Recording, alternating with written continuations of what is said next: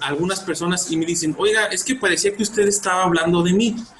Parecía que estaba hablando de mi caso y yo les digo, no, realmente no es así, simple y sencillamente es que muchas veces nosotros no nos damos cuenta, pero estos temas son muy comunes y nadie los toca como tal o a veces no prestamos tanta atención. Por eso es que si en el transcurso de esta plática doy algún ejemplo o toco algún punto que pareciera como muy personal de ustedes, tranquilos, no los estoy exhibiendo, no estoy hablando específicamente de nadie de esto. Ahora sí que todos aquí tenemos el primo de un amigo, todos aquí tenemos a una amiga, conocemos a una persona que ha pasado seguramente situaciones como estas, por los cuales en ningún momento voy a hablar algo que sea personal de ustedes, porque precisamente de eso se trata esto, de entender de que estos son temas comunes y que todos hemos vivido.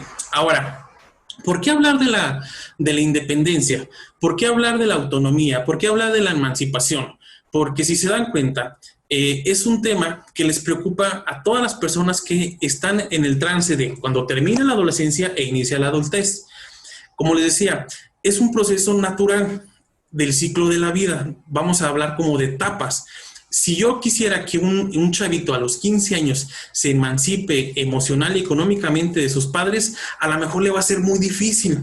¿Por qué? Porque tiene 15 años, realmente todavía es muy pequeño, ya ni hablar de un niño. Ahora hemos visto casos que así sucede, pero con grandes costos.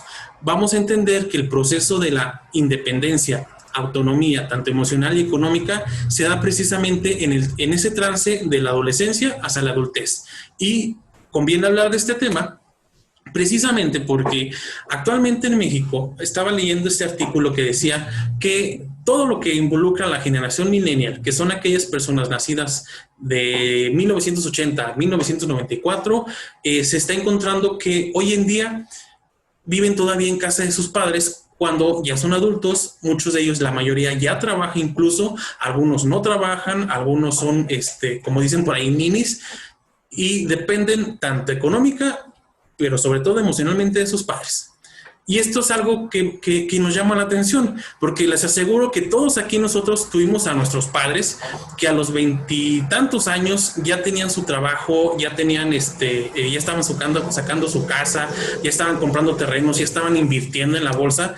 Y nosotros a lo mejor a nuestra edad, pues todavía estamos pensando en otras cosas, ¿no? Y eso es un fenómeno que está pasando y que está ocurriendo comúnmente, digamos, en nuestro país, en México, tanto como en otras culturas. Actualmente los millennials están pensando mucho como en otros aspectos que tienen que ver con los viajes, con gastar, con comprar tanto, pero no se están preocupando precisamente por lo que involucra algo que vamos a hablar un poquito más adelante. ¿Cuáles son la proyección de sus finanzas para un futuro donde pues involucra ahorrar y todo y aspectos como tal? Aquí hay dos estadísticas que les quiero compartir, precisamente hablando de los millennials en México. El 47% de los millennials se dedican actualmente a estudiar, y de este universo, el 75% aún recibe apoyo de sus padres o familia para cubrir sus gastos escolares. Y de estas personas, de este estudio que realizó esta empresa, el 63% de los encuestados mencionaron que aún viven con sus padres. Y 4 de cada 10 no les importa ni les incomoda esto como tal. Esto nos llama la atención, porque todos hemos visto que en México independizarse significa fincar arriba de la casa de tus padres. Y se escucha muy bonito, y si ustedes ven programas como La Familia de 10, se darán cuenta de que cuando hay familia donde viven todos juntos, todos aglutinados, todos pegados, por lo regular siempre hay muchos problemas. Por lo regular, cada vez que alguien dice algo, todos opinan, todos se meten, no se sabe cuál es la jerarquía, porque cuando un hijo llega a la adultez, pues si se dan cuenta, ya está en la misma etapa de que sus padres, hablando de adultez.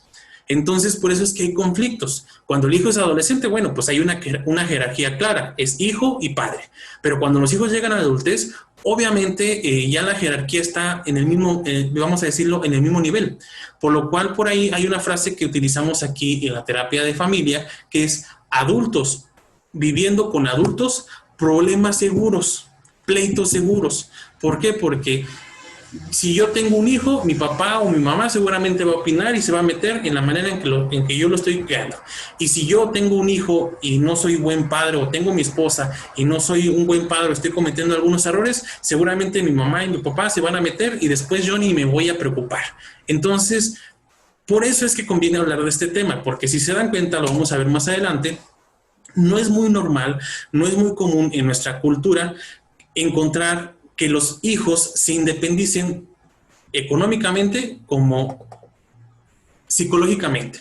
Y vamos a decirlo, es un proceso que, como les comentaba por ahí, cuesta mucho en esta cultura, porque si tú vienes de una familia donde se te favoreció el ganarte las cosas, donde se te favoreció, incluso donde se te enseñó el valor del trabajo, del dinero, de ahorrar, de ser responsable, bueno, pues seguramente cuando llegues a la adultez no vas a batallar tanto para independizarte. Pero si tú en la infancia y en la adolescencia se te facilitó todo, te dieron las cosas a manos llenas, te enseñaron incluso que la vida es fácil, como nos dicen ahora, como esta corriente moderna que nos habla que nos dicen algunos autores de los libros, que la vida es feliz. No, realmente la vida no es feliz. La vida sí es feliz, pero también tiene muchos aspectos negativos, por lo cual, si a ti te enseñaron que nunca te preocuparas, que todo se iba a solucionar, o que iba a haber una entidad mística que iba a solucionar los problemas, seguramente cuando llegas a la adultez te vas a dar cuenta y vas a topar con una gran pared, que la realidad es otra. Las cosas se ganan y como dicen por ahí, el que trabaje no come. Entonces, es muy real y es muy común encontrar que muchas personas que están viviendo hoy en día, que son adultos, todavía están enganchados, tanto económico, pero sobre todo emocionalmente, con su familia de origen. Aquí quisiera preguntar a alguno de ustedes, y voy a ver aquí quién está. Veo que está Carlos Valencia. ¿Tú sabes, Carlos Valencia, a qué edad inicia la adultez? ¿La etapa de la adultez? No. Bueno, pues teóricamente después de los 18 pues ya te consideras adulto, ¿no? Pero emocionalmente no estoy seguro. Muy bien, lo que dice Carlos es muy cierto. Aquí en México, legalmente, a los 18 tú ya eres un adulto, ya incluso tienes el derecho de votar y de poder ejercerla como un adulto autónomo, algunos aspectos legales. Sin embargo, biológicamente y psicológicamente, la adultez es una etapa que inicia cerca y alrededor de los 23 años de edad. Esto de acuerdo a la OMS, la Organización Mundial de la Salud. Incluso hay algunos ensayos actuales que están señalando que podría ser hasta los 25 años que termina la adolescencia e inicia la adultez. Y aquí, ojo, porque la adultez tanto la adolescencia como la adultez es una etapa biológica, no es un constructo social. De pronto hay también otras corrientes, hay medias raras que nos dicen, si tú tienes 40 años y te crees chavos y te sientes joven, lo eres. No, o sea, la adolescencia es una etapa biológica como la infancia y como la adultez y como la vejez. Por lo cual, biológicamente, encontramos que se da este proceso de la adultez cuando termina la adolescencia, que es por ahí de los 23 a los 25 años de edad. Obviamente hay algunos aspectos biológicos que marcan diferencia. Algunas mujeres cerebralmente maduran biológicamente mucho más antes que los hombres, pero está como en ese rango, ¿sale? Entonces, por ahí cuando dicen y alguien opina y dice, no, es que la adolescencia es un constructo social. No, no es un constructo social. Qué bueno fuera. La adolescencia y la adultez son etapas biológicas. Entonces, podemos entender que una persona adulta es precisamente cuando tiene la capacidad de satisfacer sus necesidades por sí solo. Y a continuación, quiero hablarles de este proceso evolutivo. Este es un proceso que viven todas las personas.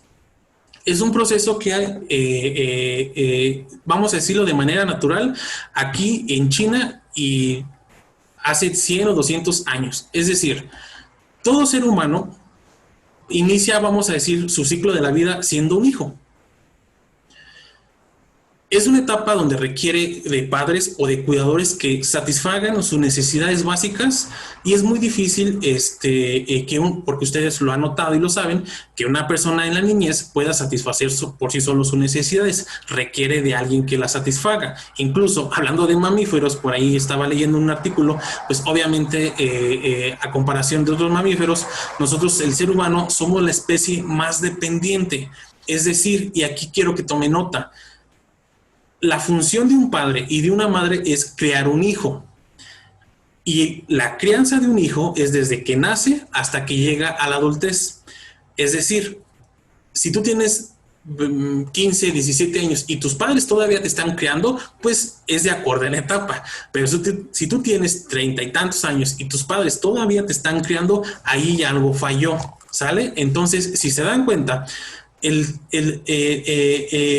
una persona desde la infancia y en la adolescencia siempre va a ser hijo, hablando de la función. Es decir, yo dependo de mis padres o dependo de mis cuidadores y ellos me están enseñando y están ayudándome para que yo después satisfaga todas mis necesidades de manera yo solo, como este pequeñito que está aquí. Si se dan cuenta, un niño a esta edad seguramente ya puede abrocharse su camisa y ya se puede vestir solo.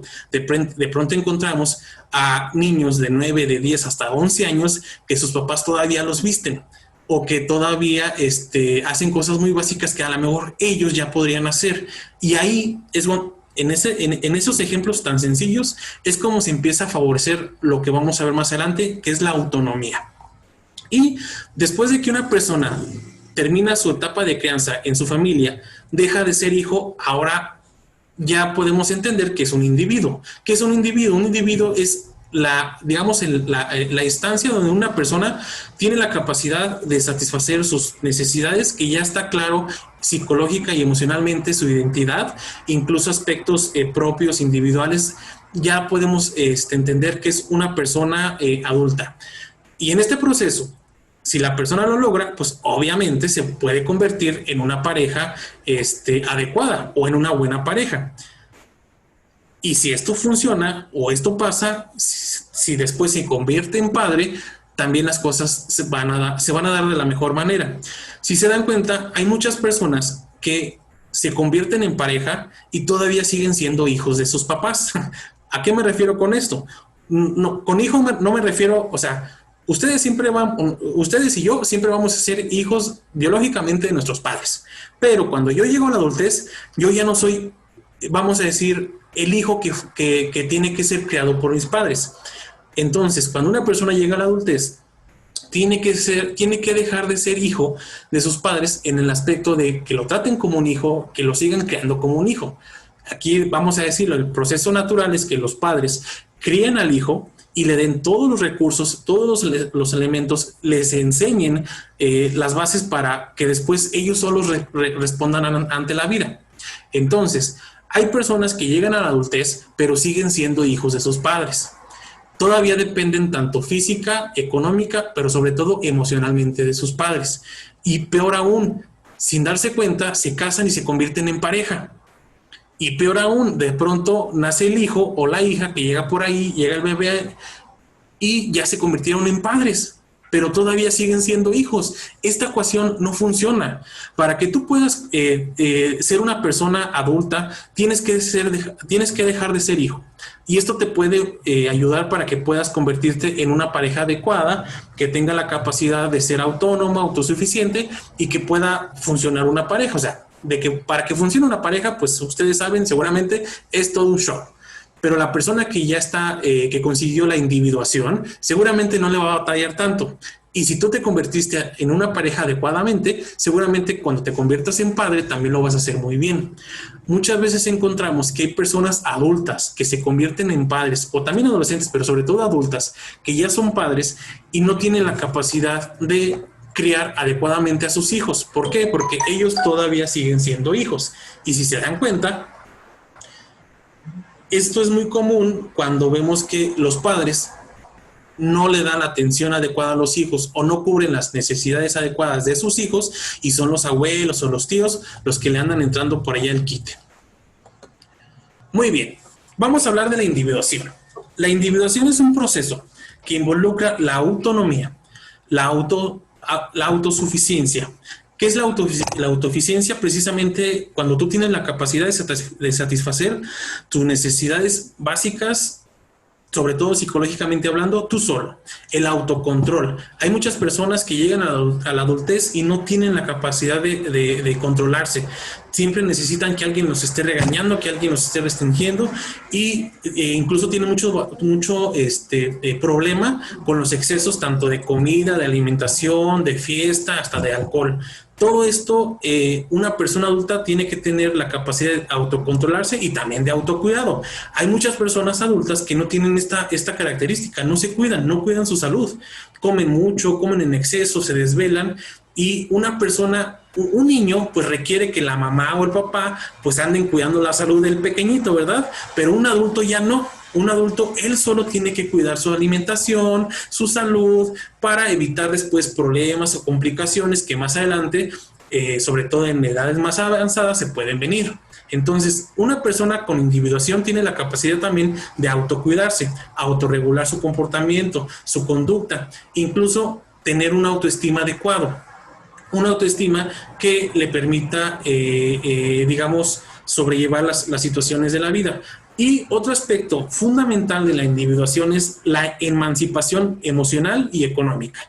Y hoy vamos a hablar de estos dos elementos. Entonces, para que una persona pueda independizarse, tiene que ser una persona individualizada, una persona autónoma o suficiente, con autocontrol, con autocuidado, con autorregulación, autoestima, emancipación económica y emocional.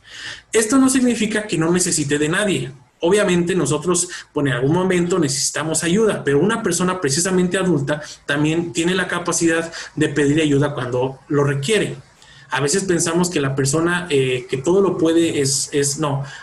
Hay personas que en algún momento se vale reconocer, yo no puedo ahorita, necesito ayuda, y esto también es una característica de la individuación. Ojo, hay algo que quiero exponer también el día de hoy, la pseudoindividuación. ¿Qué es la pseudoindividuación? Precisamente es un concepto que pseudo significa falso. Pseudo significa incluso que no es así. ¿Sale? ¿Qué entendemos por pseudoindividuación? Un falso adulto. Una persona que parece que es autónomo, una persona que parece que es autosuficiente, pero que en realidad depende tanto física y emocionalmente de los demás, o específicamente de sus padres. Por eso les decía, muchas veces pensamos que una persona, por ser adulto, ya tiene la capacidad de satisfacer él solo todas sus necesidades. Sin embargo, realmente no es así. Una cosa es la imagen social que yo puedo aparentar en el mundo y otra cosa es nuestra realidad. Yo puedo tener 30 y tantos años, tener mi carrera, mi trabajo, pero a lo mejor ser la persona más dependiente. ¿Por qué? Porque a lo mejor no sé lavar, no sé planchar, no sé hacer incluso de comer. Si se dan cuenta, eso es una pseudoindividuación. Cuando la persona parece que es adulta, parece que es autónoma, parece que es segura, parece que es una persona que sabe responder a las necesidades, pero realmente no. Esto pasa muchas veces cuando por ahí tú conoces a alguien y empiezas a salir con él y te da una imagen como, ay, esta persona es muy seguro, pero después lo empiezas a conocer y te das cuenta que es muy dependiente, que tiene mamitis, que no sabe hacer cosas tan básicas como la comida o planchar su ropa, y te dices, no, este realmente pues nada más tenía la fachada. Esa persona que yo conocí al principio realmente no es.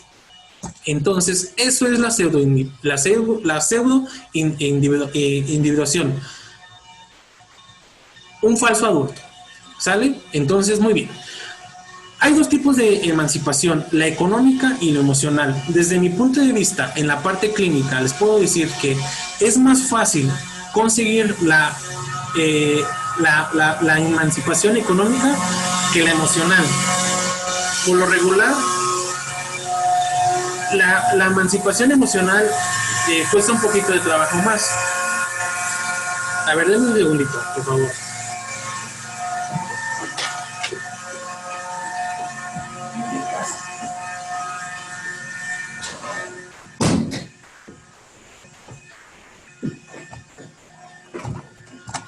Listo, disculpen.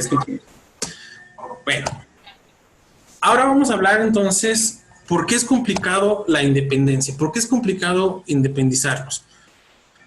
Como les hablaba hace un momento, el primer paso para que tú puedas ser una persona independiente, tanto económica y emocionalmente, de tu familia, es dejar de ser hijo. Recuerden que ser hijo en la adultez significa que te sigan tratando como un hijo pequeño, como un hijo chico, desde aspectos como la comida, la alimentación, la salud, los límites. Una persona adulta se tiene que poner los límites él solo. Una persona adulta, él solo sabe hasta dónde sí y hasta dónde no, de manera general, en sus gastos, en las finanzas, en la fiesta, en los excesos. Y hay algunas personas que son adultas y no saben poner ese límite. Incluso lo podemos ver en las personas que desarrollan adicción al alcohol o a alguna droga o algún estilo de vida por ahí medio nocivo o insano. Entonces, lo primero que tenemos que hacer para conseguir la independencia es dejar de ser hijos de nuestros padres. Es decir, dejar que nuestros padres nos traten como hijos, incluso nos rescaten como si nosotros todavía tuviéramos por ahí 10 o 15 años. Otro aspecto que también para lograr la independencia es identificar creencias erróneas por ahí nosotros tenemos. Y esto es un ejercicio muy padre, autoexplorativo y de autoobservación, donde podemos nosotros pensar y sobre todo cuestionarnos qué es lo que yo pienso o qué es lo que yo creo que debe ser la independencia. Hay personas que, por ejemplo, quieren tener una independencia económica o quieren lograrlo, pero que las cosas se les den rápido, que se les den pronto. O incluso dicen, yo quisiera casarme con mi pareja porque pues nos la llevamos bastante bien, pero como todavía no tenemos una casa súper amueblada con todos los lujos, yo creo que todavía no me aviento, mejor me espero hasta que sigamos trabajando y ahorrando y tú dices, pues espérate, o sea, ¿por qué mejor no empiezan de poco en poco, como empiezan la mayoría de los matrimonios, a lo mejor con algunas carencias, a lo mejor sufriéndole un poquito, pero así se inicia? Y esto es un proceso que también se tiene que identificar de manera individual en cada persona. ¿Cuáles son las creencias que yo tengo erróneas que me impiden independizarme? Porque muchas veces nosotros tenemos, por ejemplo, hablando de nuestra cultura, que obviamente pues es así, muchas mujeres dicen, es que si yo no me caso de blanco, no me salgo de mi casa. Y tienen 30, 40 años y todavía con los papás ahí ya hartos. Y dices, ok, si ya eres adulto, si ya incluso económicamente te está bien, pues no pasa nada. O sea, todavía no te casas o no te quieres casar o no llega la persona indicada, puedes vivir aparte, rentar un departamento o sacar tu propia casa. Ese sería como el proceso natural, pero si se dan cuenta muchas personas no lo toman o por ahí no se atreven precisamente por algunas creencias erróneas tanto individuales como culturales. Otro aspecto que restringe mucho la capacidad de poder tener una independencia es precisamente la falta de una educación financiera. Como cultura, como país y como sociedad, estamos tenemos la tendencia a que todavía ni siquiera ganamos, todavía ni siquiera cobramos y ya estamos gastando o ya nos endeudamos. Entonces, muchas personas que andan batallando con la independencia, con el simple hecho de hacer un análisis de sus finanzas, de sus ingresos, sus egresos, de empezar a identificar gastos hormigas y gastos que realmente no son muy necesarios, podrían tener tal vez la capacidad ya de emanciparse económicamente, si se dan cuenta. ¿Sale? Entonces, esto es una realidad. Ahorita hay una tendencia educativa muy interesante que nos están hablando mucho de este aspecto, de ahorrar, de no gastar lo que todavía no ganamos, de evitar los créditos así que son muy pesados, porque pues vivimos en una situación muy capitalista donde ya salió el nuevo celular y yo todavía ni lo termino de pagar y ya fui y me endrogué porque ya salió el nuevo y es el que está de moda. Y aspectos como esos, ya cuando los vemos de una manera objetiva, nos damos cuenta y decimos, a lo mejor realmente no era tan necesario. Entonces, la persona que no tiene control de sus finanzas, por lo regular es aquella persona que siempre anda pidiendo de aquí a allá para seguir pagando, y por lo regular, la persona que debe mucho, que debe aquí y allá, siempre tiene como, por decirlo, una fuente que le asegura, pues, que no se va a meter en problemas mayores. Y por ahí, por lo regular, es la familia, el papá o la mamá o el tío. Entonces, este es un aspecto también importante que tenemos que identificar, cómo es nuestra cultura financiera. Y como les decía, todo esto se va aprendiendo desde la infancia, en la adolescencia. Sin embargo, el adulto que es autónomo y que tiene la capacidad de autorregular sus finanzas, aprende y adquiere estabilidad. E insisto, esto no es muy común verlo. O sea, por lo regular encontramos en nuestros hogares, en nuestras casas, que se debe esto, se debe esto, se debe esto. Y esto también impide mucho que la gente pueda alcanzar la independencia. Otro aspecto que yo identifico mucho en las personas es precisamente el miedo a la vida. Hay personas que tienen miedo a crecer, hay personas que tienen miedo a ser adulto, porque de niños, de adolescente, como les digo, todo se les dio, todo se les favoreció, no le batallaron mucho o casi nada. Entonces, ustedes saben que la adultez y la vida en general es difícil, es complicada, es dura, hay que trabajar, hay que esforzarse. Y por lo regular las personas que batallan para desengancharse de su familia de origen, para destetarse literalmente de la familia, es porque le tienen miedo a la vida, porque le tienen miedo a ser adultos, porque una persona adulta ya no puede tener tanta libertad como el adolescente. Una persona adulta ya tiene mayores responsabilidades que un adolescente. Entonces, hay personas que literal fueron digamos, se les dio todo. Y muchas veces, no nada más como en lo económico, sino sobre todo en lo permisivo, se les permitió hacer de todo.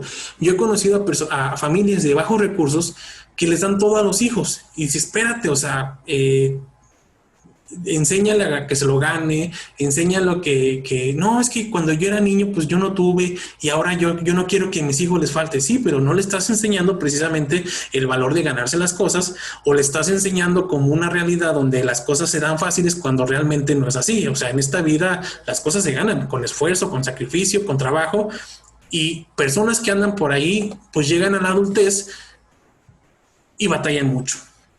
Y esto se da en aquellas personas que fueron muy sobreprotegidos. Y es un proceso que también se da en aquellas familias que sobreprotegen mucho a los hijos por alguna u otra situación. Y aquí quisiera hacer un apunte. Desde mi parte, desde mi experiencia clínica, se tiende a sobreproteger más al hombre que a la mujer.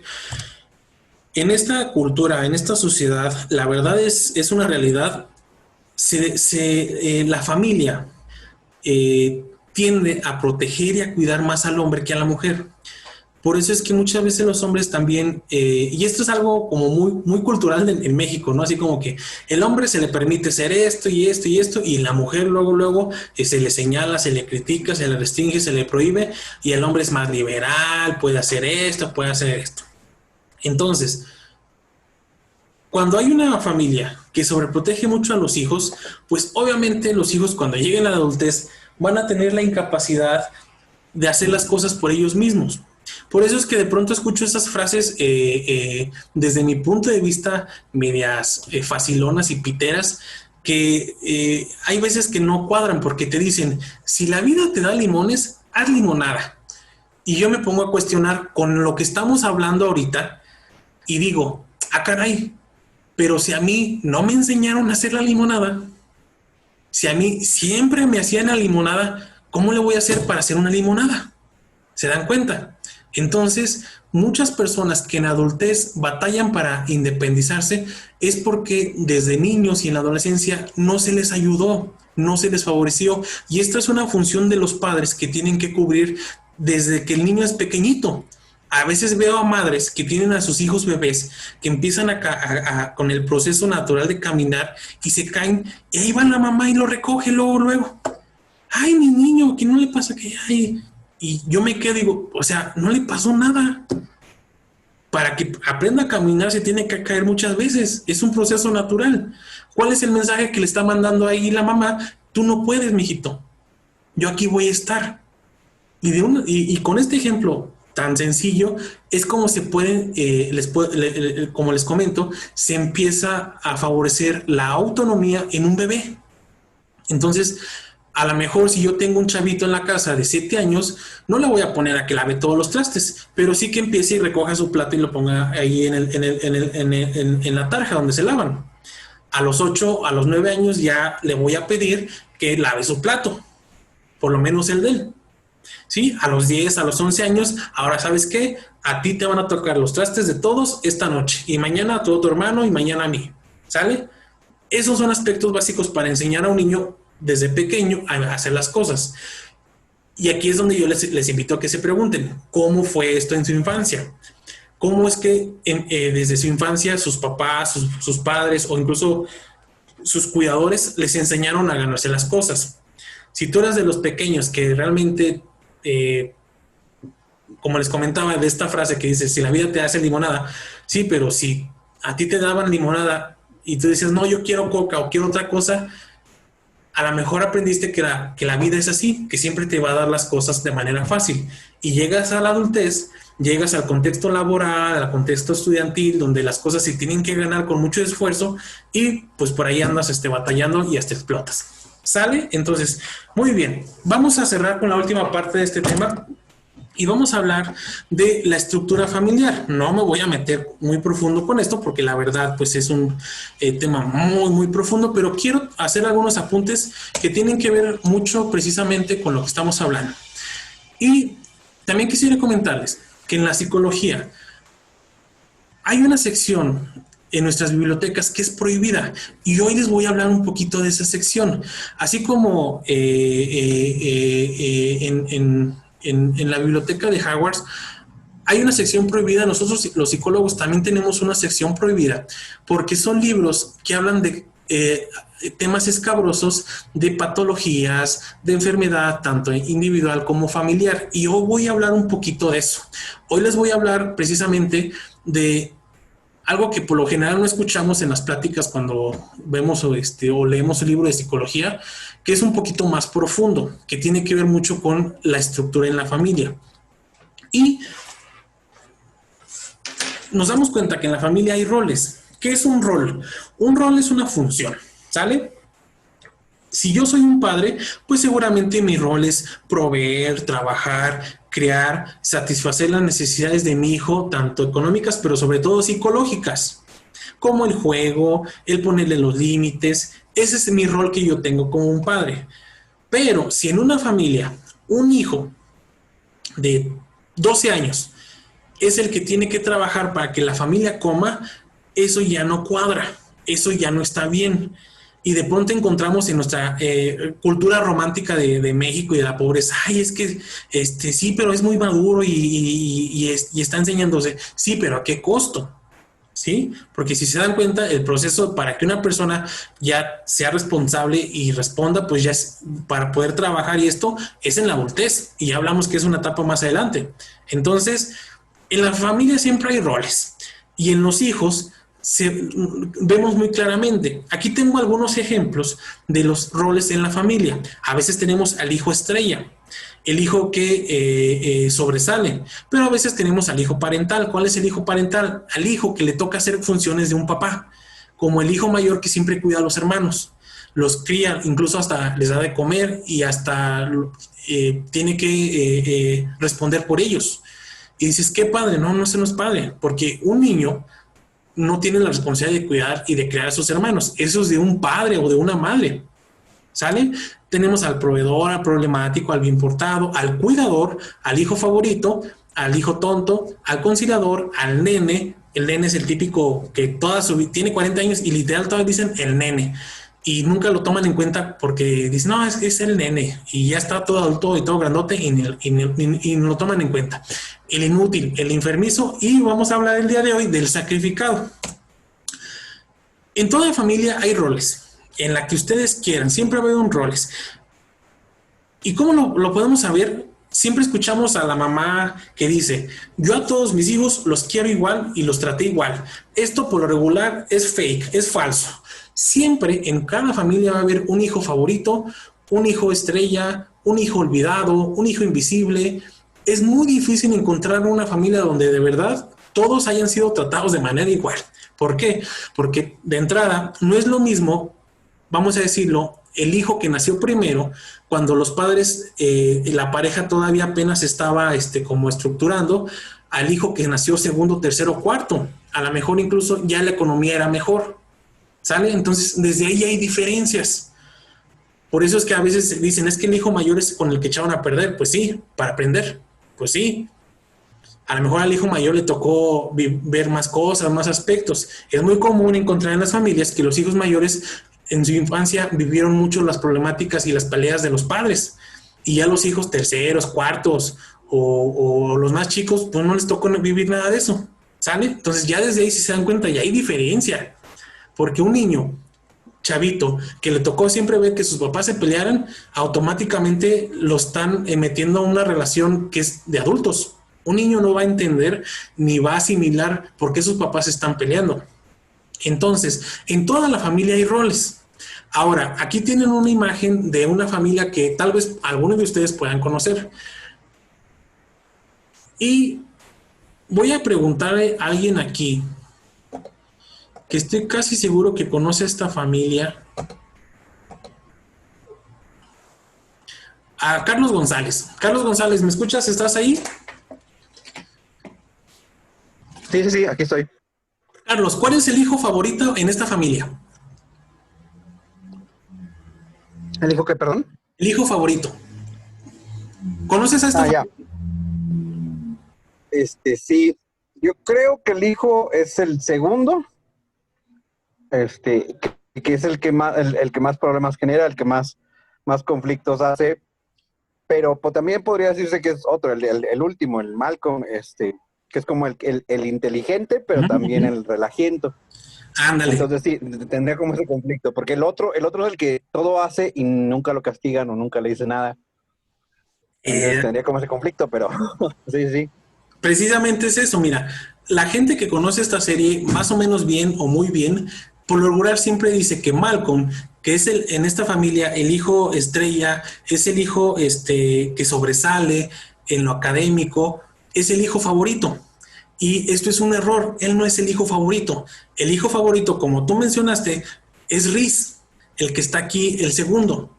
Y dices, pero ¿cómo va a ser el hijo favorito él si es problemático, holgazán, un burro, un huevón y no hace nada? Pues precisamente él es el hijo favorito en esta familia porque es al que más le permiten hacer las cosas y no le exige nada. Ojo, estoy hablando de esta familia. En cada familia pueden diferir, pero en esta familia hay un hijo que es estrella, que es muy inteligente, que sobresale, incluso que tiene el éxito asegurado en lo que él haga. Si él estudia para lo que sea, sabemos que va a ser exitoso, que va a ser rico, que va a ganar mucho dinero y que no va a tener problemas económicos. ¿Quién es? Pues es Malcolm. Pero, ¿qué dice aquí? Malcolm en esta familia es el hijo sacrificado. Y eso es precisamente como el auge de la plática del día de hoy. En toda familia, por lo regular, hay roles en los hijos. Y en ciertas familias, si no es que casi en todos, por lo regular hay un hijo sacrificado. ¿Cuál es el hijo sacrificado? El hijo que se queda a cuidar literal a papá, a mamá, a los tíos, a los hermanos, y que aunque ese hijo llegue a la adultez, se case y forme su propia familia, siempre va a tener la misión de rescatar a su familia, como Malcolm. Si se dan cuenta, en esta familia Reese es un hijo tonto. Nadie apuesta por él, nadie espera nada de él.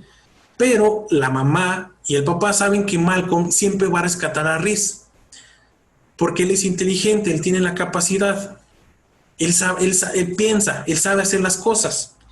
Y no sé si esto, incluso hablándolo más profundamente, los que conocen bien esta serie, van a ver que aquí abajito está al último Dewey. Y aquí dice es el hijo invisible, porque literalmente es el último hijo en esta familia. Y es el hijo que siempre olvidan, que nadie toma en cuenta, que literal dejan olvidado. Es el típico hijo que van al súper y ahí lo dejan y la familia se regresa y van en el carro y ¿dónde está? Ah, caray, no, vamos a regresarnos, ahí se quedó en las cajas. ¿Sale? Las personas que conocen esta serie sabrán que Dewey tiene la misma inteligencia que Malcolm o tal vez más, pero la familia no le importa ni lo nota y mucho menos van a invertir dinero o recursos en su educación. ¿Por qué? Porque ya tienen a Malcolm, porque a Malcolm ya le tocó ese rol. ¿Se dan cuenta? Esto es algo muy peculiar, muy interesante, pero muy triste. Por eso les decía hace ratito, hay algunos aspectos en la psicología que son profundos. Por eso es que están en una sección prohibida, porque no cualquiera tiene la capacidad de asimilar esto. Y obviamente, cuando una persona llega a un proceso clínico, aquí al consultorio, y se da cuenta de que su rol fue el hijo sacrificado, pues esto es una bomba. Porque por lo regular, el hijo sacrificado, a diferencia de los hermanos, batalla mucho para las relaciones, fracasa, se autosabotea, y los hermanos se casan, se van de la casa, hacen sus propias familias, viajan, y el hijo sacrificado, pues por lo regular es el que se va quedando. ¿Por qué? Porque él ya tiene un rol y una función en esta familia, que es cuidar a los papás, cuando sean viejitos, cuidar a los tíos, cuidar a los hermanos, o si trabaja, el dinero no va a ser para él, va a ser para la familia, porque ya le tocó así, pues perder. Incluso viéndolo de una manera más hasta perversona, hay muchas veces los padres, miren, el proceso natural de cualquier persona en la adultez es llegar a la adultez siendo autosuficiente. ¿Qué significa eso? Que una persona llegue a la tercera edad, llegue a la vejez con la capacidad de satisfacer él solo sus necesidades. Y eso es muy, muy difícil de encontrar también en nuestra cultura. Por lo regular encontramos que los padres desde muy temprana edad dependen mucho de los hijos, porque no se preocuparon en un fondo de retiro, no se preocuparon en ahorrar, o no se preocuparon incluso ni de su salud. Encontramos que hay personas adultas de 50 o 60 años que ya están muy enfermas con múltiples enfermedades y que requieren que siempre alguien nos estén cuidando cuando dice, espérate, o sea, tal vez si te hubieras cuidado, tal vez si te hubieras desde muy a tiempo hubieras tomado otro estilo de vida, hoy no estuvieras padeciendo todo esto. Entonces, hay diferentes tipos de hijos sacrificados. Por ejemplo, tenemos al hijo que se queda con mamá, al hijo que ya está bien viejote, bien adultote, y se queda con mamá porque mamá fue una mamá soltera o envidió, y es el hijo que siempre se va a quedar a acompañar a mamá. Incluso hay una codependencia. Yo he escuchado a personas adultas que me han dicho, si se me muere mi mamá, me muero yo. Y yo digo, caramba, por supuesto que cuando fallece una persona, hablando de nuestros padres, pues es una situación muy dolorosa. Pero si tú dices eso es porque tú tienes una gran dependencia emocional de tu madre o de tu padre. Entonces, la persona adulta, el ciclo natural de la vida es que sus padres en la vejez van a fallecer, se van a ir. Y es algo que tenemos que asimilar, es algo que tenemos que prever. Entonces, la persona adulta que fallecen sus padres y les da para abajo y se andan ahí medio muriendo, es porque estaban muy apegados emocionalmente. ¿Qué significa esto? Que no alcanzaron una independencia emocional desde la adolescencia en el salto de la adolescencia a la adultez. Si se dan cuenta, esto también es muy común encontrarlo. Y hasta es bien curioso porque las madres, esto pasa también con los hijos adultos que se casan, pero le tienen más lealtad a su mamá que a su pareja. Y dices, chale, ¿eso cómo? O sea, ¿cómo? Eso no funciona. No funciona. En el momento que yo soy adulto y me caso, toda mi lealtad tiene que ser a mi pareja. Si llegan hijos, pues con más razón a mis hijos. Mis papás, mis hermanos, mi familia de origen son segundo término, son segundo plano. Si los puedo ayudar, órale. Si se merecen que los ayude, órale. Pero no es mi prioridad. ¿Quién va a ser mi prioridad? Mi esposa y mis hijos. Por eso es que en psicología y en terapia familiar nosotros identificamos cuando tú le tienes más lealtad a tus padres que a tu pareja y a tus hijos como una infidelidad estructural. Prácticamente le estás siendo infiel a tu pareja y a tus hijos o a tu familia. Porque les decía, no significa que tú te casas y mandes a la fregada a tu mamá y a tus papás, no. Es, tú te casas y toda tu lealtad tiene que estar con tu pareja y con tus hijos. Tus padres los sigues queriendo y si los puedes ayudar y si hay, órale, está chido. Pero no al revés. Por eso es que esto también pasa mucho. Hay gente que llega a la adultez, se casa y fracasa su matrimonio y regresa a vivir con los padres. Y dice, espérate, pues se supone que ya saliste. Y ojo, terminó tu matrimonio, tu pareja.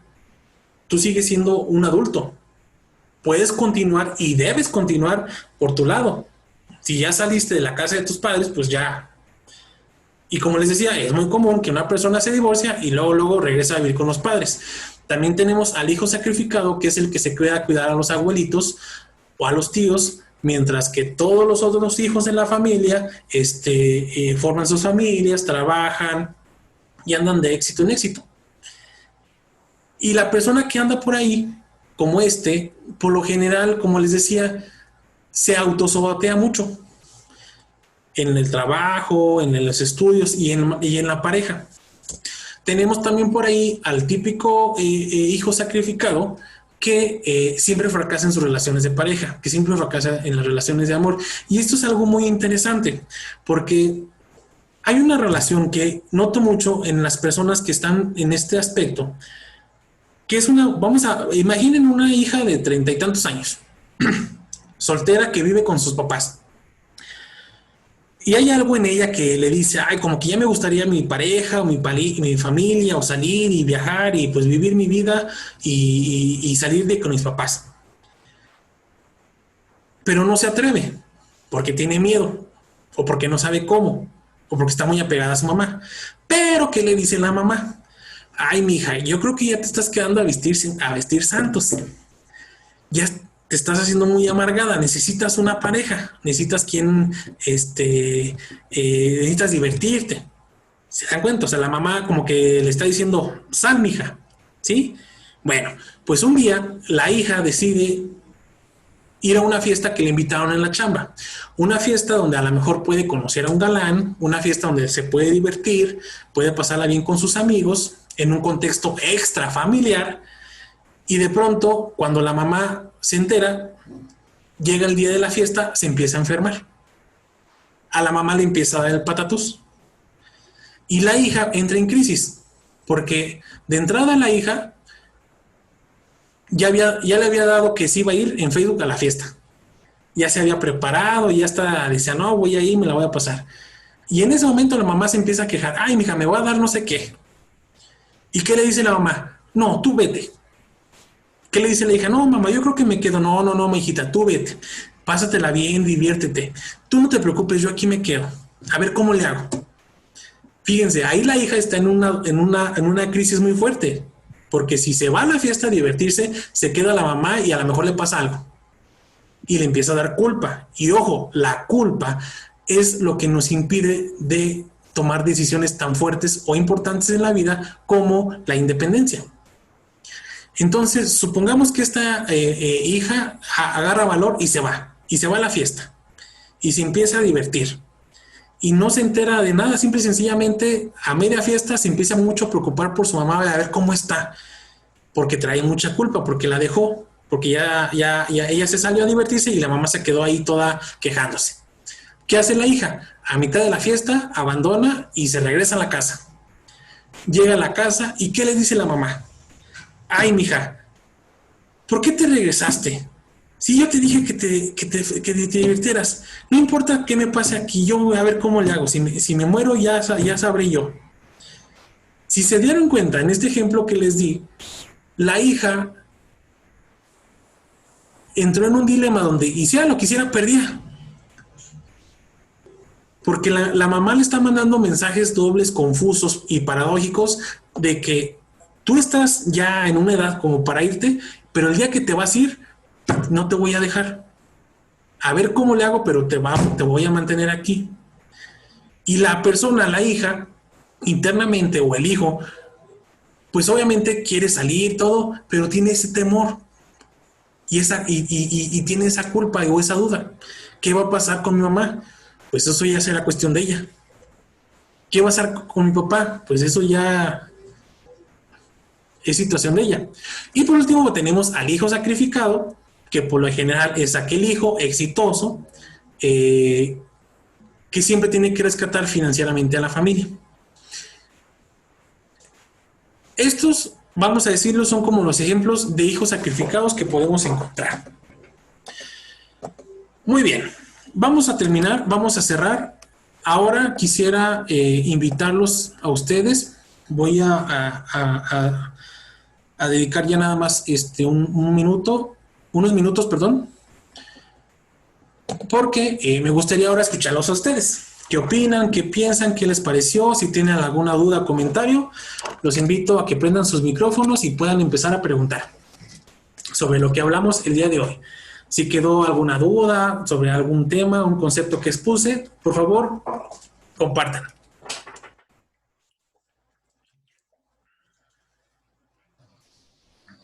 A ver, ya. Yo, Iram, te quiero dar las gracias por el tema, estuvo muy interesante, muy nutrido y pues ninguna duda, todo claro. Me quedo con muy buen sabor de boca y pues me voy a retirar. Pero espero que los demás participen mucho. Muy bien, Vanessa. No, te agradezco, muchas gracias a ti. Por ahí, Carlos, ¿ibas a comentar? Iram, primero que todo, pues muchas gracias. Como bien lo comentó Vanessa, muy, muy padre la plática. Muchos aspectos que realmente sí no te das cuenta y los vives al día a día. Y yo tengo una pregunta. La parte de la independización, te pongo mi ejemplo, 24 años, ya tengo la carrera, no me va mal en el trabajo, entonces creo que era buen momento. ¿Qué tan recomendable es hacerlo no solo, sino con tu pareja? Pues independizarse los dos juntos, pero todavía sin un proyecto a casarse en un futuro.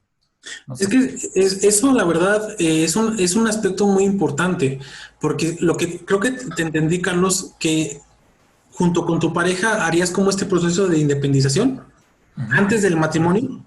Sí. Fíjate que eso está muy padre desde el aspecto de lo que hablamos el día de hoy, porque, por ejemplo, ahí gana mucho la pareja, porque si tú con tu pareja y vamos a decir, empiezan a vivir juntos, a rentar un depa o algo así por el estilo, seguramente se van todavía a conocer mejor que antes de que vivieran juntos. Y ahí la pareja gana, porque a lo mejor, vamos a suponer, se esperan hasta que se casan y hasta el día que se casan se ponen a vivir juntos. Y ese día empiezan, después de que se les pase ahora sí que el romance, empiezan los problemas. No, pues es que tú no levantas la toalla y es que yo no sabía que tú haces esto. Entonces, si ustedes se juntan antes de casarse y todo eso, seguramente van a conocerse mejor y los conflictos o los problemas van a ser posiblemente más fáciles de solucionar, ya que en el matrimonio. Y eso es lo que pasa mucho en los matrimonios, cuando de pronto se casan y pues vamos a decirlo, y lo dicen, es que apenas me casé con él o con ella y cambió. No cambió, es que realmente no lo conocías bien. Realmente no habías conocido esa parte. Para que tú conozcas bien a una persona con la cual quieres desarrollar una pareja, la tienes que conocer en diferentes contextos y de esa manera la vas a conocer muy bien. Si nada más la conoces en el mismo concepto de, vamos a decir, de citas románticas, pues nada más vas a conocer a la persona romántica, pero no vas a conocer a toda su esencia. Entonces, lo que tú comentas creo que funcionaría bastante, porque si te das cuenta, ambos incluso están en el mismo nivel, con el mismo objetivo, dejar de depender económica y emocionalmente de las familias para nosotros empezar a construir lo nuestro. Y yo pienso que ahí las cosas funcionarían muy bien. Y esto, un ejemplo que te doy, muchas veces hay parejas que empiezan se juntan, ya sea con matrimonio o sin matrimonio, pero él o ella está muy enganchado a sus papás y por lo general no funciona. Incluso me ha pasado tener casos donde la mujer, por ejemplo, ya tiene su casa, ya tiene o renta o está sacando su cochecito, y el hombre pues todavía vive con sus papás y pues no le importa ni tiene mucha preocupación por empezar a ahorrar, porque pues ahí todo tiene en la casa. Y esas relaciones por lo regular fracasan cuando ya se casan. ¿Por qué? Porque una está esperando que el otro haga cosas que no sabe o que todavía no puede hacer. Si te das cuenta. ¿O tú qué opinas de esto, Carlos? No, pues sí, me hace sentido de que a lo mejor independizas tú por tu parte, tú ya eres muy independiente o incluso ya te aprendiste a vivir solo y te cuesta, creo que más trabajo invitar a alguien a tu forma de vida, que si los dos lo hacen al mismo tiempo, creo que es más sencillo incluso hasta acoplarse para, para la relación, ¿no? Sí, y no sé si tenga que ver con lo que me preguntaste, pero me acordé de otro aspecto. Hay muchas veces relacionado a lo que hablaba de cuando hay más lealtad a los padres que a tu pareja. Hay muchas, y me ha tocado casos donde, por ejemplo, el hombre se casa con la pareja, tiene a los hijos, pero tiene una cuenta aparte oculta, y es donde tiene todas sus finanzas que va para la familia de origen. Y ya, y como les comentaba, pues ahí dice, espérate, o sea, una persona así, pues técnicamente, si puede apoyar a su familia de origen, pues qué chido. Pero esta persona, o este caso que te doy, hace más por su familia de origen que por su propia familia. Y por ahí son aspectos, por ahí medio raros que también encontramos, y es muy frecuente. A veces me ha tocado también personas adultas que tienen que rescatar siempre financieramente a sus hermanos. Incluso los hermanos ya tienen pareja, ya tienen hijos, y eso, bueno, dicho sea de paso, he tenido ya alguna experiencia en el campo de las adicciones. Es muy común verlo cuando hay adicciones, donde un hijo, o perdón, una persona adulta, ya con familia, por su problema de consumo, pues no responde a sus hijos porque de cierta manera sabe que su hermano, su tío o el papá es el que va a responder por los hijos. Y si te das cuenta, si se dan cuenta, se acopla todo, o sea, se complementa. Entonces, para que una parte se funcione, pues tendrías que intervenir en todas las entidades. No sé si quedó más o menos como explicado. Sí. No, muchas gracias ahí por el consejo, incluso también para tomarlo en cuenta. Sí, Gracias. y para agregar también lo que te decía, muchas veces también las creencias culturales, sociales, que tienen muchos tintes moralistas de las doctrinas religiosas, impiden mucho esto, ¿verdad? Porque, ¿qué dice la mamá tradicional de, no, pero ¿cómo te vas a salir de cómo eso es pecado y que no sé qué? Pues será pecado, pero la verdad funcionan mejor las cosas cuando se hacen así y se evitan problemas mayores. ¿Sale? Muy bien. ¿Alguien más que quiera compartir, que quiera platicar? Marta, adelante. Pues yo Oye, creo, bueno, perdón. perdón, si quieres rato. Ok, si quieres Marta y vamos con Carlos González. Oye, nada más, Ah, no, ok, lo que pasa es que ahorita voy a tener paciente, si quieres, dame chance. Ok, Nada más, quería comentar, sí, que depende del contexto, ¿no? O sea, por ejemplo, yo ahorita vengo con mi mamá, estaba lavando ropa, pero yo le coopero para el agua, yo le coopero para comprar jabón, yo le doy como una cierta cantidad por usar su lavadora, ¿me explico? O sea, claro. no necesariamente tiene que ser como encajonado, todo depende también del contexto, o sea, no es que yo vaya a lavar, no es que mi mamá me lave, sino que yo uso su lavadora como si fuera una lavandería. Entonces sí hay que checar como ese contexto para ver cómo se está utilizando. Entonces ese sería como el aporte. Y la otra es que el chico, pues, el problemático, generalmente es el que mantiene el equilibrio. Se tiene que mantener una homeostasis para que no truenen cosas más grandes. Y entonces es ahí el dilema, ¿no? O sea, en el momento que deje de serlo, van a destapar cosas más grandes. Por supuesto. Por lo regular, en los hijos en esta entidad, como comenta Carlos González, sirve para que la familia se mantenga. Incluso son desviadores de conflicto. Muchas veces, ya retomando lo de estructura de familia, muchas veces cuando la pareja en la familia tiene conflictos, tiene problemas, incluso hasta graves como infidelidades o agendas ocultas o familias, hijos regados por el estilo, los hijos problemáticos precisamente su función o su rol es atraer la atención a él y desviar los problemas graves en la familia. Y esto, la verdad, cuando se trabaja con terapia familiar, se identifica y queda muy claro. Y lo que comentaba también Carlos al principio, por supuesto, siempre depende del contexto y de cada situación. No es lo mismo la persona adulta que incluso vive con sus padres, pero aporta para esto, para esto, para esto, a la persona adulta que pues, nunca paga un recibo. Por ejemplo, si yo soy hombre y vivo con mi mamá, y mi mamá me cocina, me plancha, me lava, me da de comer, me atiende, y no me enseña y ni me enseñó a hacer las cosas, ¿qué va a pasar el día que yo me case con mi pareja mujer? Pues lo mismo. Yo voy a esperar que que mi pareja mujer me atienda igual como mi mamá. Y esto es muy común verlo también en casos donde los hijos tienen mamitis y están casados ya y muchos problemas y conflictos son por eso. Es que tú no cocinas con mi mamá. Es que tú no me atiendes con mi... Pues no, yo no soy tu mamá. Pero ¿qué pasa con esta persona? Se casó o quiere casarse con una persona igual o literal como su mamá. Literalmente como su mamá. Por lo cual, yo puedo, si yo soy un adulto y vivo con mi mamá, con mis papás, y yo me hago cargo y compartimos y dividimos responsabilidades, ahí estamos hablando de otra entidad. Incluso estoy respondiendo como a una relación de adultos. Aquí compartimos gastos, compartimos responsabilidades, respetamos incluso ciertas reglas aquí en la casa. ¿Sale? Muy bien, Carlos González. Gracias también por este señalamiento. Creo que es muy puntual.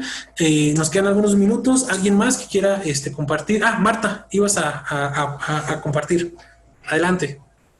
Bueno, yo quería mencionar como ese tipo de personas que se independizan a la mitad, es decir, que ya se enojaron con los papás, que a lo mejor hicieron un berrinche, sienten que los papás no los dejan armar fiestas o llevar parejas a la casa, se independizan, se consiguen un apartamento de 3,000 pesos y todo bien por unos días, está muy padre, pero de repente, bueno, retomando la idea que decía Carlos, de repente no tienen gas y se van a comer con los papás, no tienen paraguas y se van a bañar con los papás. O sea, se me hace como algo súper común ese tipo de casos donde pues la vida básicamente la tienen en casa de los papás, pero se creen independientes porque tienen su departamento todo sucio, sin los servicios, sin absolutamente nada. Exacto. Eso es un claro ejemplo de una pseudo individuación o una falsa independencia y autonomía, donde una persona aparenta que ya es autónomo, pero realmente depende mucho. Y de cosas tan básicas como dijiste, limpiar su casa. Hay personas que llegan a la adultez y no saben literal agarrar la escoba y el trapeador. Y esto es más común verlo en hombres que en mujeres. Entonces, ¿hay quien falló? Pues los padres. Por ejemplo, si fue un padre, fue una persona que creció en un contexto súper machista, pues obviamente a él no le enseñaron lavar trastes o planchar. ¿Por qué? Porque seguramente le decían que esos eran cosas para mujeres. Pero ¿qué está pasando aquí? Lo que está favoreciendo que esta persona no se enseñe a hacer las cosas y el día de mañana que no esté mamá por ahí, pues va a batallar. ¿Qué va a esperar esta persona? Pues encontrarse a una mujer que satisfaga todas esas necesidades. Y pues realmente, si yo estoy así hace 100 años, pues funciona. Pero ahorita la mujer ya tiene otra, vamos a decir, otra perspectiva y capacidad de desarrollar el rol de mujer y ya las cosas no son así. Que obviamente hace 100 años también estaba muy mal, pero hoy ya la situación es muy diferente. ¿Sale? Muy bien. Eso también creo que fue un comentario muy interesante. Hay personas que en efecto, como Albertano, o sea, él dice que ya se independizó, pero realmente vive en la azotea de su mamá y todos los días le grita a su mamá para que le prenda el boiler. Entonces, ya bien galanzote, bien alto, buscando chava y todo, y todavía apegado a su mamá. ¿Sale? Muy bien. ¿Alguien más?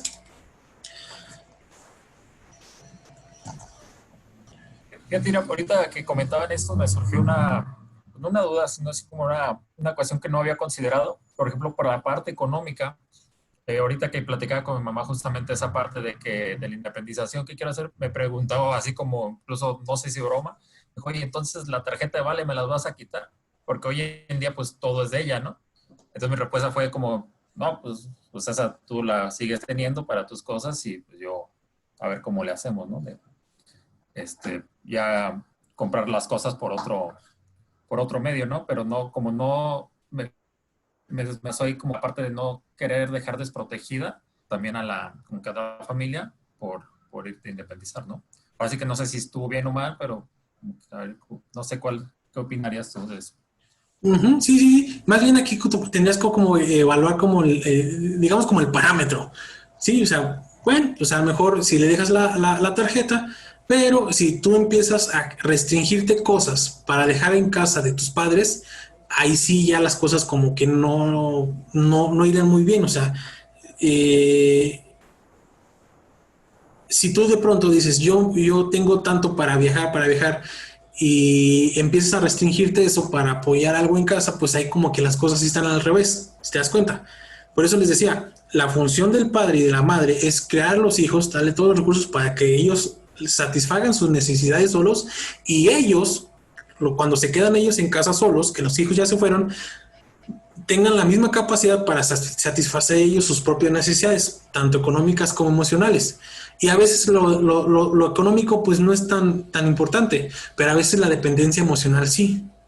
Por eso es que muchas veces también los padres entran en crisis cuando los hijos se van. Y dice, espérate, pues ya se casó, ya formó su familia, pues era normal.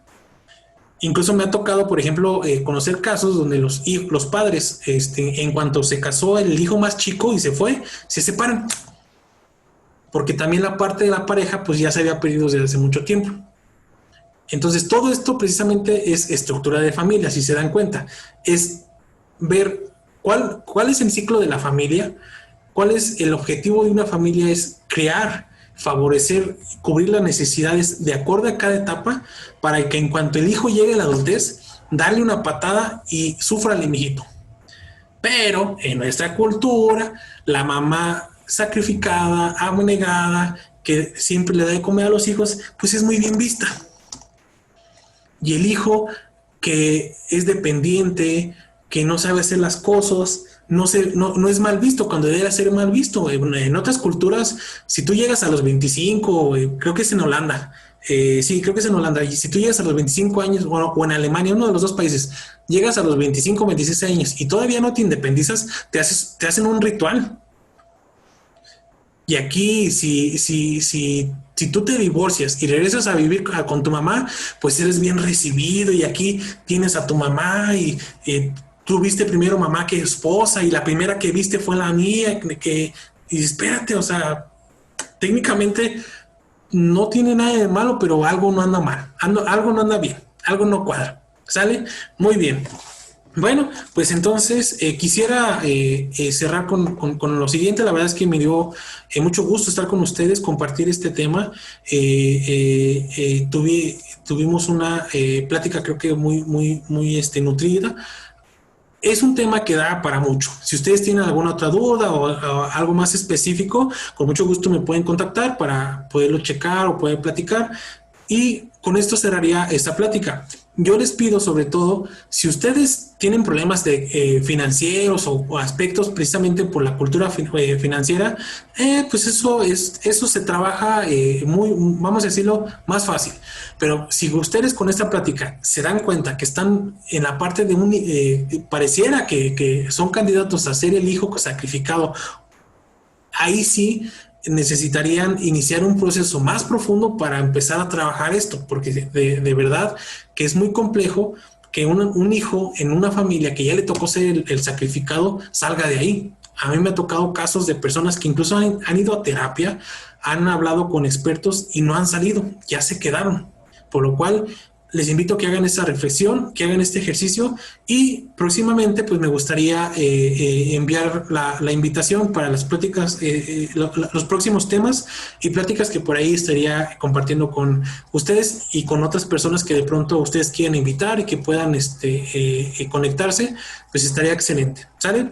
Muy bien, entonces muchísimas gracias a todos por el tiempo, por el espacio. Espero que esto haya sido claro, que haya sido incluso ameno para ustedes y quedo yo a su disposición. Les agradezco y cualquier cosa tiene mi contacto, mi correo, mi teléfono y me pueden contactar por ahí. Muchísimas gracias a todos, cuídense bastante, cuiden a su familia con esta contingencia, no se expongan tanto y si se tienen que exponer, pues con las medidas preventivas y ojalá pues todos salgamos de esta. ¿Sale? Gracias. Gracias. Hasta luego, cuídense mucho. Gracias, Irán. Cuídate mucho, que estés bien. Te agradezco, saludos.